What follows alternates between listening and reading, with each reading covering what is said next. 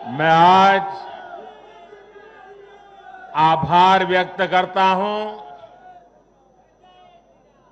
महान देश की महान जनता का। मैं आज धन्यवाद अर्पित करता हूं देश के कोटि कोटि नागरिकों का।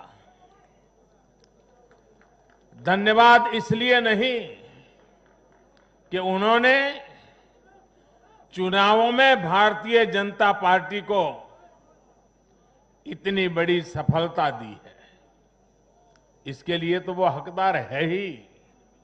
धन्यवाद इसलिए क्योंकि लोकतंत्र के इस महान पर्व को हम सभी ने मिलकर बहुत उत्साह से मनाया है।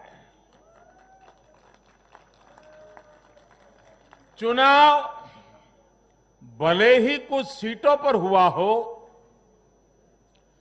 कुछ क्षेत्रों में हुआ हो, लेकिन कल सुबह से लेकर देर रात तक पूरे देश की नजरें टीवी पर थी, ट्विटर पर थी,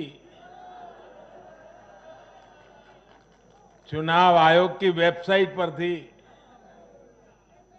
लोकतंत्र के प्रति हम भारतीयों की जो आस्था है, उसकी मिसाल पूरी दुनिया में कहीं नहीं मिलती।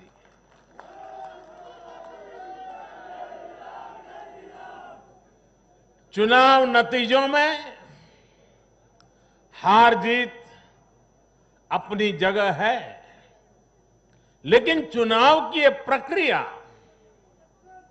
हर भारतीय के लिए गौरव का विषय है। इसलिए मैं पूरे देश को बधाई देता हूं, कोटि कोटि देशवासियों का धन्यवाद करता हूं। इस चुनावों को सफलतापूर्वक, शांतिपूर्वक संपन्न कराने के लिए चुनाव आयोग, देश के सुरक्षा बल और स्थानीय प्रशासन भी बधाई के पात्र है। कुछ चीजें तो हम देश में भूल गए हैं। आपको पता होगा,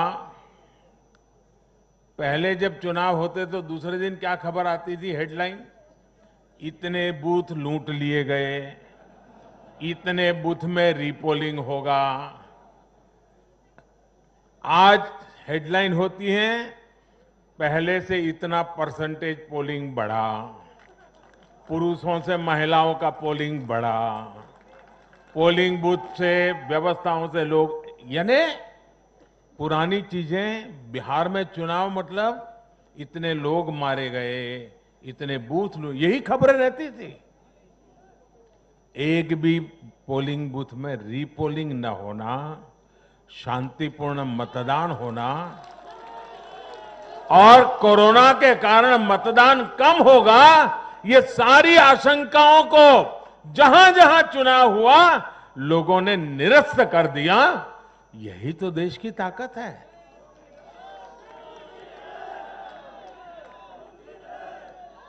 कोरोना के इस संकट काल में ये चुनाव कराना आसान नहीं था, लेकिन हमारी लोकतांत्रिक व्यवस्थाएं इतनी सशक्त हैं, पारदर्शी हैं कि इस संकट के बीच भी उन्होंने इतना बड़ा चुनाव करा करके दुनिया को भी भारत की ताकत की पहचान कराई है।